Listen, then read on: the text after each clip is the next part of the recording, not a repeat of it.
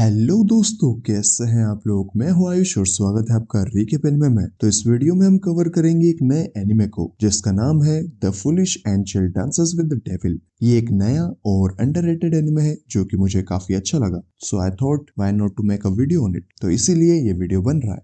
तो चलिए बिना किसी देरी के इसके फर्स्ट एपिसोड को शुरू करते हैं।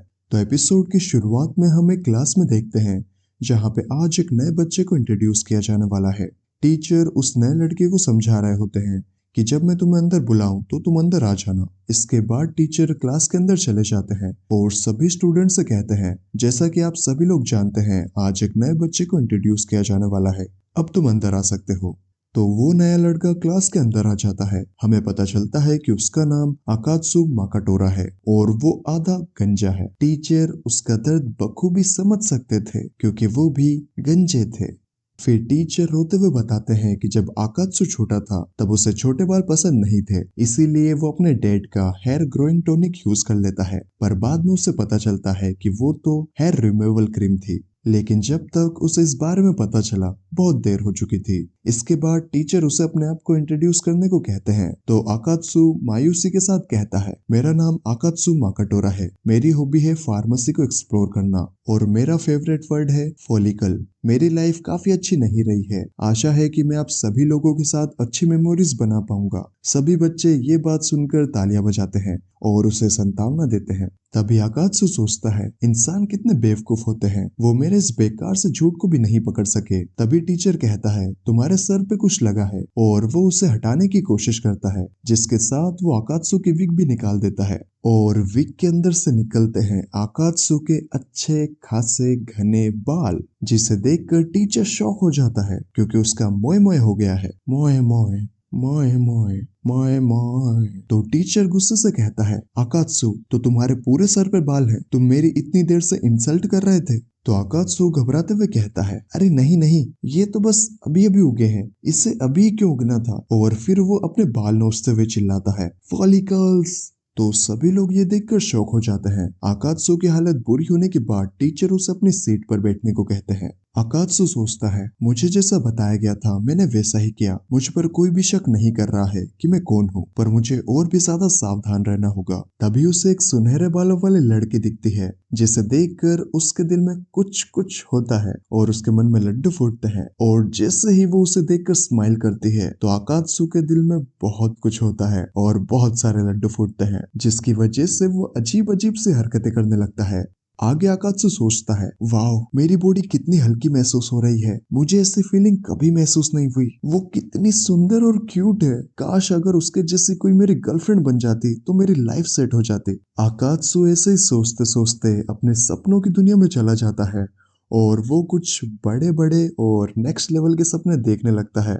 उसके दिमाग में भी वही सारी बातें आ रही होती है जो कि तुम्हारे दिमाग में अपने क्रश को सोच कर आती है। लेकिन तभी वो अपने सपनों की दुनिया से बाहर आ जाता है और सोचता है, हाँ मैं इससे इसके बारे में पूछ ही लेता हूँ। बेसिकली वो उसे डेट के लिए पूछना चाहता है। फिर वो सोचता है, नहीं यार ये एकदम बकवास आइडिया है, अगर मैं उसे सामने से पूछूंगा तो बहुत ही अजीब सा लगेगा। लेकिन उसी वक्त एक हिरोता नाम का लड़का उस लड़की को सामने से जाकर डेट के लिए पूछ लेता है, जिसे कि वो डायरेक्टली रिजेक्ट कर देती है। तो हिरोता उसे कहता है, एटलीस्ट थोड़ा सा तो सोच कर जवाब देती। तो वो लड़की कहती है, मैं तुम्हें इंतजार नहीं करने देना चाहती। तभी आकात्सु के पास एक लड़का आकर डिस्टरबेंस के लिए सॉरी कहता है और अपना नाम टानीगावा यूया बताता है। और वो उसे हिरोता के बारे में बताता है कि वो एक हॉर्न डॉग है और वो जब भी किसी क्यूट लड़की को देखता है तो उसे कन्फेस करने चला जाता है, सीधा सीधा कहे तो एक नंबर का ठरकी। फिर हिरोता भी उन दोनों के पास आ जाता है और कहता है, ओह नो मैं फिर से रिजेक्ट हो गया। और फिर वो तीनों हॉलवे में बात करने चले जाते हैं। इसके बाद आकात्सु हिरोता से उस लड़की के बारे में पूछता है तो हिरोता बताता है कि उसका नाम अमाने लिली है, वो बस तुम्हारे आने से पहले ही यहाँ पर ट्रांसफर हुई है। वो छोटी सी है, क्यूट है, स्मार्ट है और उसकी पर्सनैलिटी भी काफी अच्छी है, बिल्कुल एक एंजल जैसी।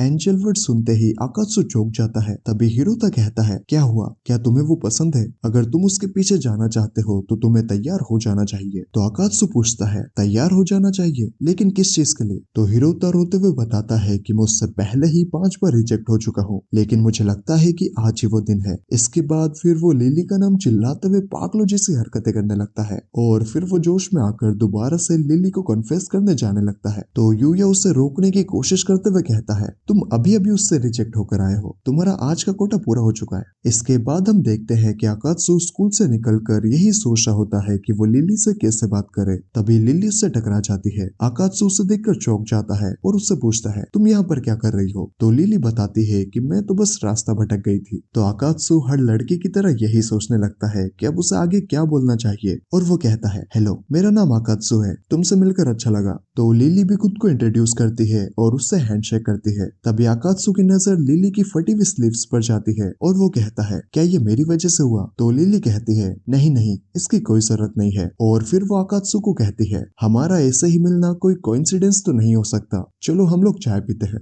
तो आकात्सु बड़े ही कॉन्फिडेंस से कहता है, हाँ अगर तुम कह रही हो तो चाय पीने तो चल ही सकते हैं। आगे हम देखते हैं कि वो दोनों बात करते हुए ट्रैफिक सिग्नल तक पहुंच जाते हैं। तभी एक ट्रक लिली की तरफ बहुत ही तेजी से बढ़ रहा होता है, पर उसी वक्त आकात्सु डीमन में ट्रांसफॉर्म होकर उस ट्रक का पूरा इम्पैक्ट अपने ऊपर ले लेता है। तो लिली उससे पूछती है, क्या तुम्हें चोट तो नहीं लगी? तो आकात्सु कहता है, हाँ बस थोड़ा सा दर्द हुआ। तभी लिली आकात्सु का डीमन फॉर्म देख लेती है और एक क्रीपी सी स्माइल करती है। सभी लोग एक्सीडेंट को देखकर एम्बुलेंस को बुलाने ही वाले होते हैं, लेकिन तभी लिली आकात्सु को लेकर पार्क की तरफ भाग जाती है। वो आकात्सु को थैंक यू कहती है और पूछती है, क्या तुम सच में ठीक हो?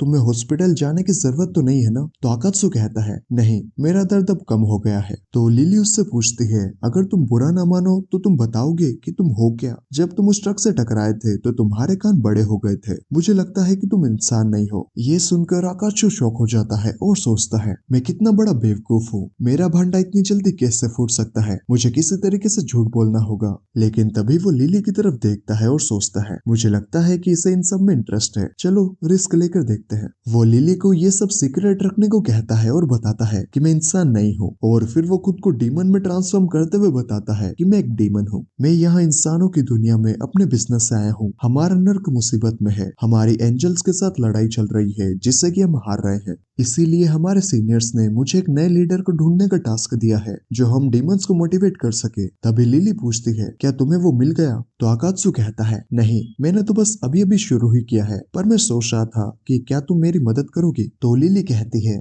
ये बहुत अचानक है। आकात्सु कहता है, मैं तुम्हें कोई फोर्स नहीं करूंगा, बस तुम नर्क में कभी कभी आ जाना, हम डीमंस को मोटिवेट करने, जब तक कि हमें कोई सही पर्सन नहीं मिल जाता। तो लिली कहती है, मुझे अभी अभी पता चला है कि डीमंस होते हैं, क्या मैं इस टास्क के लिए सही होंगी? पता नहीं कि नर्क के लोग मुझे पसंद करेंगे या नहीं। तो आकात्सु कहता है, मुझे लगता है कि तुम सही रहोगी। तो लिली कहती है, क्या तुम्हें सच में लगता है? और फिर वो चेन से आकात्सु को बांध देती है। वो कहती है, तुम्हें क्या लगता है कि तुम मुझे इतनी आसानी से अपनी बातों में फंसा लोगे? कितने बेवकूफ डीमन हो। तो आकात्सु पूछता है, तुम आखिर हो कौन? तो लिली कहती है, कौन मैं? तुम मुझे एंजल बुला सकते हो। और वो अपने एंजल वाले पंखों को निकाल लेती है। और ये सब होने के बाद आकात्सु भी लाइक एकदम से उन्होंने वक्त बदल दिया, जैसे बात बदल दी, जिंदगी बदल दी। तो लिली उसके रिएक्शन को देखकर हंसते हुए कहती है, मैं तुम्हारी दुश्मन हूँ, तुम ये जाने बिना मुझे अपनी दुनिया में लेकर जा रहे थे, कितने शर्म की बात है। आकात्सु उस चेन को तोड़ने की कोशिश करता है तो लिली कहती है, कोशिश बेकार है, इसको मैंने बनाया है, मेरा इसकी लेंथ और स्ट्रेंथ पर पूरा कंट्रोल है, सारे एंजल्स मेरी तरह ताकतवर नहीं होते, लेकिन तुम्हारी वजह से मुझे एक दिन में 2 डीमन से फाइट करना पड़ा, अगर मैं ज्यादा काम करते करते मर गई तो आकात्सु कहता है, 2 डीमंस? तो लिली बताती है, हाँ, तुमसे मिलने से जस्ट पहले मैं एक डीमन से मिली थी जो कि बीस्ट टाइप था, उसकी वजह से ही मेरा ये स्लिप्स फट गया था, पर कोई बात नहीं, मैंने उसे बहुत ह्यूमिलेट किया उसे एक्सरसाइज करने से पहले, अब मैं सोच रही हूँ कि तुम्हें कैसे एक्सरसाइज करूँ। तो आकात्सु कहता है, मुझे दुश्मन के हाथों से मरने का कोई गम नहीं है, आखिर मैं भी तो यही कर रहा हूँ, पर तुमने मेरे साथी को ह्यूमिलेट करके अच्छा नहीं किया, तुम्हारे जैसे हमेशा ऐसा ही करते हैं, अब वक्त आ गया है तुम्हें तुम्हारी जगह दिखाई जाए बुरे एंजल्स। और फिर वो चेन को तोड़कर अपने आप को डीमन फॉर्म में ट्रांसफॉर्म करके लिली पर अटैक करता है, पर लिली उसके अटैक से काफी आसानी से बच जाती है और कहती है, मुझे नहीं लगा था कि मैं किसी ऐसे डीमन से मिलूंगी जो कि मेरी चेन को तोड़ सके, मैं इम्प्रेस हूँ। तो आकात्सु उस पर फिर से अटैक करता है, पर लिली वापस से उसके अटैक से बच जाती है और उसे एक किक मारती है, जिससे कि आकात्सु फेंस को तोड़ते हुए नीचे गिर जाता है और लिली उसे दोबारा से चेन में बांध देती है। आकात्सु कहता है, ये तो काफी स्ट्रॉन्ग है, ये मुझे मिटा देगी। नहीं, ऐसा नहीं हो सकता। तभी लिली अपना अपना हथियार निकालते हुए कहती है, अगर तुम मुझे हेल के प्लान्स के बारे में बताओ तो शायद मैं तुम्हें छोड़ सकती हूँ। तो अकात्सु कहता है, ऐसा कभी नहीं हो सकता। तो लिली कहती है, तो फिर ठीक है। और फिर वो अपने हथियार से उस पर वार करने ही वाली होती है कि तभी वो अकात्सु के कान में फूंक देती है और कहती है, मैंने मन बदल लिया, मैं तुम्हें अभी नहीं मारूंगी। तो अकात्सु कहता है, क्या सच में तुम मुझे ऐसे ही जाने दोगी?